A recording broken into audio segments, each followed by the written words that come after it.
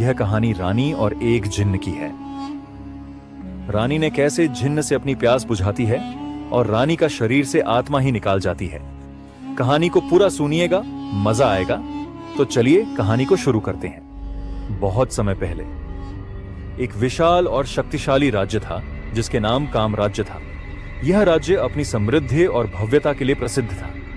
सोने से जड़े महल, हरियाली से भरे जंगल और सुख संपत्ति से भरा जीवन, यह सब इसे एक परीकथा जैसा बनाते थे। लेकिन इस राज्य की सबसे बड़ी शोभा थी उसकी रानी, रानी समृद्धि। रानी समृद्धि ऐसी सुंदर थी कि उसकी सुंदरता की तुलना स्वर्ग की अप्सराओं से की जाती थी। उसकी चमकती आंखें, सुनहरे बाल और रेशमी त्वचा ने हर किसी का मन मोह लिया था। लेकिन रानी की असली ताकत उसकी बुद्धिमानी और राजनीति में गहरी समझ थी। वह सिर्फ सुंदर नहीं थी, वह अपने विचारों और योजनाओं से राज्य की शक्ति को बढ़ाने में राजा आदित्य की मदद करती थी। लेकिन रानी समृद्धि की जिंदगी उतनी खुशहाल नहीं थी जितनी वह बाहर से दिखती थी। राजा आदित्य एक मेहनती और न्यायप्रिय शासक था, लेकिन वह अपने राज्य की जिम्मेदारियों में इतना व्यस्त था कि अपनी पत्नी को समय नहीं दे पाता था। रानी के जीवन में एक अजीब सा खालीपन था। महल के अंदर भले ही हर विलासिता मौजूद थी, लेकिन रानी को वह सच्चा सुख नहीं मिलता था जिसकी उसे तलाश थी। उसकी रातें अकेली और ख्वाहिशों से भरी रहती थीं। वह अपने मन में अनगिनत इच्छाएं पालती थी, लेकिन वे कभी पूरी नहीं हो पाती थीं। महल की दीवारों के भीतर कुछ ऐसा था जो बाहर की दुनिया नहीं जानती थी। हर रात रानी अपनी खिड़की से बाहर अंधेरे आसमान को देखती और अपने जीवन की अधूरी ख्वाहिशों को सोचती। महल के नौकर चाकर भी उसकी आंखों में छिपे दर्द को समझते थे, लेकिन कोई भी कुछ कहने की हिम्मत नहीं करता था। रानी का अकेलापन धीरे धीरे बढ़ता जा रहा था। उसे ऐसा लगता था जैसे उसकी आत्मा कहीं खो गई हो। उसे अपने अंदर एक अजीब सी बेचैनी महसूस होती थी जिसे वह समझ नहीं पाती थी। एक दिन रानी ने फैसला किया कि वह महल से बाहर निकलेगी। वह अपनी बहन राजकुमारी नैना के साथ जंगल की सैर पर गई। नैना रानी की एकमात्र दोस्त थी जिसे वह अपना दिल खोलकर सब कुछ बता सकती थी। जंगल की ठंडी हवा और चिड़ियों की मधुर आवाज ने रानी के दिल को थोड़ी राहत दी। लेकिन अचानक उनकी नजर एक बूढ़े साधु पर पड़ी जो पेड़ के नीचे ध्यान में बैठा था। साधु की उपस्थिति रहस्यमय थी। रानी ने साधु से पूछा, हे साधु, तुम कौन हो और इस सुनसान जंगल में क्या कर रहे हो? साधु ने अपनी आंखें खोली और धीमे स्वर में कहा, हे रानी, मैं यहां नहीं बल्कि तुम्हारे भीतर की बेचैनी को देखने आया हूं। तुम्हारी आंखें जो कहती हैं वह तुम्हारा दिल नहीं समझ पाता। रानी समृद्धि साधु के शब्दों से अचंभित थी। वह ठिठक कर खड़ी हो गई और उसकी बहन नैना भी घबराई हुई थी। तुम मेरे दिल के बारे में इतना सब कैसे जानते हो? रानी ने संदेह से पूछा। साधु ने धीरे से मुस्कुराते हुए कहा, मैं साधारण इंसान नहीं हूं। मैं उन आत्माओं की आवाज सुन सकता हूं जो अधूरी इच्छाओं में बंधी रहती हैं। तुम्हारे मन की पीड़ा मुझे साफ दिखाई देती है। तुम जो चाहती हो वह तुम्हें कभी नहीं मिला और अब तुम उससे दूर भागने के लिए तैयार हो। रानी को यह सुनकर लगा कि साधु उसकी आत्मा के भीतर झांक रहा है। उसने अपने अभिमान को छिपाते हुए कहा, अगर तुम सब कुछ जानते हो तो बताओ कि मेरी इस बेचैनी का हल क्या है? साधु ने अपनी झोली से एक चमकीला चिराग निकाला। यह चिराग पुराना लग रहा था, लेकिन उसकी सतह पर अजीब सी चमक थी, जैसे वह किसी रहस्य को छुपा रहा हो। यह जादुई चिराग है, साधु ने कहा। यह तुम्हारी हर ख्वाहिश पूरी करेगा, लेकिन ध्यान रहे, हर ख्वाहिश की एक कीमत है। इसे इस्तेमाल करना आसान है, लेकिन इसका परिणाम समझना मुश्किल। रानी के चेहरे पर जिज्ञासा और लालसा उभर आई। उसने पूछा, यह कीमत क्या है? साधु ने गंभीर स्वर में जवाब दिया, तुम्हारी आत्मा का एक छोटा हिस्सा। हर बार जब तुम एक इच्छा मांगोगी, तुम्हारी आत्मा का एक अंश कम हो जाएगा। जितनी ज्यादा ख्वाहिशें, उतनी ही आत्मा का नुकसान। लेकिन मैं तुम्हें चेतावनी देता हूं रानी, यह चिराग तुम्हें अपनी इच्छाओं का गुलाम बना सकता है। रानी ने साधु की बातों को सुना, लेकिन उसकी इच्छाओं की गहराई इतनी अधिक थी कि उसने चेतावनी को अनदेखा कर दिया। उसने चिराग लिया और कहा, मैं तैयार हूं। साधु ने गहरी सांस ली और कहा, अब यह तुम्हारे ऊपर है। यह चिराग तुम्हें सुख दे सकता है या विनाश। मैं अपना कर्तव्य पूरा कर चुका हूं। रानी समृद्धि महल लौटा। उसने चिराग को अपने कक्ष में रख दिया और रात तक उसे देखती रही। उसकी बहन नैना ने चेतावनी दी, बहन, यह चिराग खतरनाक लग रहा है, तुम्हें इसे इस्तेमाल नहीं करना चाहिए। लेकिन रानी ने उसकी बातों को नजरअंदाज कर दिया। जब पूरी रात हो गई और महल सो गया, रानी ने चिराग को उठाया और उसे हल्के हाथों से रगड़ा। अचानक एक गहरे धुएं का गुब्बार उठा और कमरे में अंधेरा छा गया। धुएं के बीच से एक विशाल जिन्न प्रकट हुआ। उसका शरीर विशाल था और उसकी आवाज गूंजती हुई थी। हे रानी समृद्धि, मैं तुम्हारा सेवक हूं। जिन्न ने कहा, मैं तुम्हारी हर ख्वाहिश पूरी करूंगा, बस मुझे आज्ञा दो।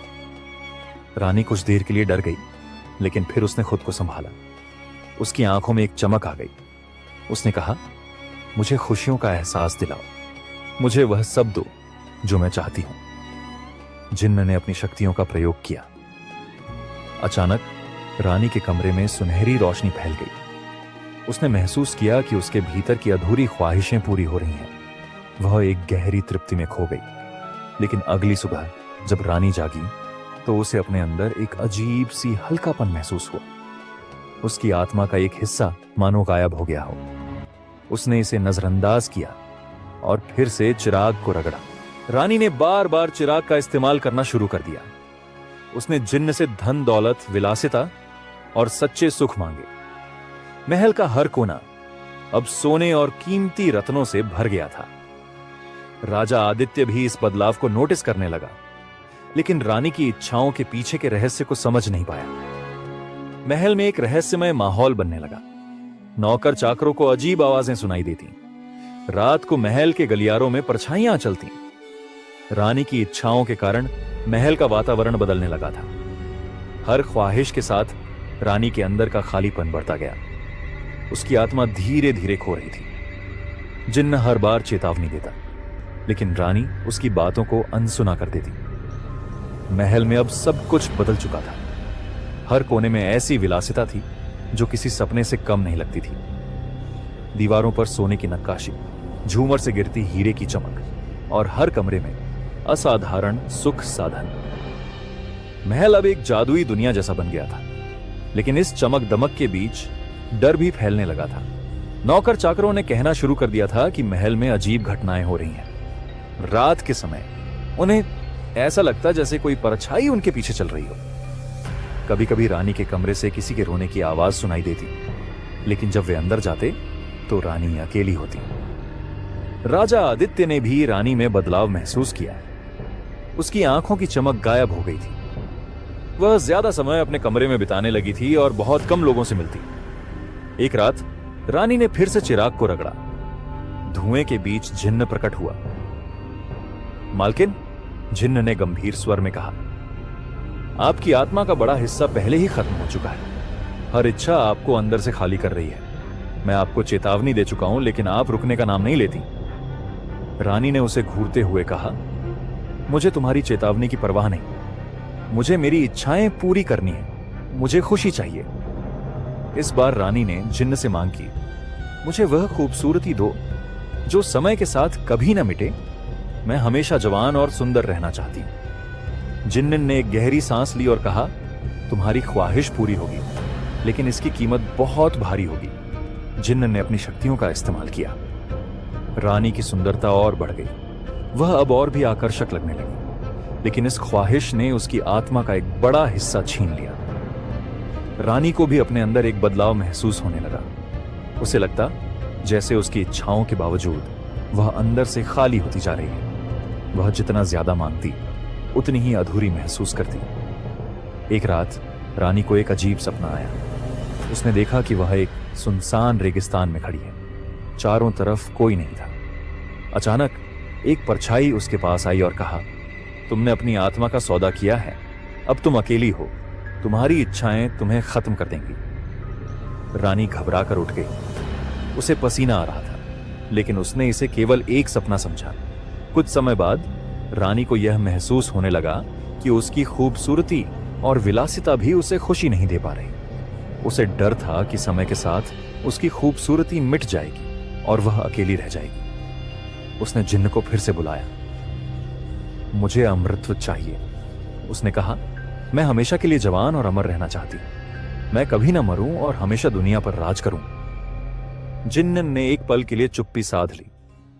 फिर उसने कहा, यह आखिरी ख्वाहिश आपकी आत्मा का बचा हुआ हिस्सा भी खत्म कर देगी। आप अमर तो होंगी, लेकिन आत्मा के बिना आप सिर्फ एक खाली शरीर बन जाएंगी। क्या आप इसके लिए तैयार हैं? रानी ने सोचा भी नहीं। उसकी लालसा इतनी गहरी थी कि उसने बिना किसी झिझक के कहा, मैं तैयार हूं। जिन्न ने अपनी शक्तियों का इस्तेमाल किया। कमरे में एक गहरा अंधेरा छा गया। रानी को लगा जैसे उसके अंदर से कुछ निकल रहा है। जब अंधेरा छटा तो रानी को महसूस हुआ कि वह अब अमर है। उसकी खूबसूरती और शक्ति अब हमेशा के लिए थी। लेकिन जल्द ही रानी को एहसास हुआ कि जिन्न ने जो कहा था वह सच था। वह अमर तो हो गई थी, लेकिन उसकी आत्मा अब पूरी तरह खत्म हो चुकी थी। वह अंदर से पूरी तरह खाली थी। उसे अब किसी भी चीज में खुशी नहीं मिलती थी। महल अब पूरी तरह शापित लगने लगा।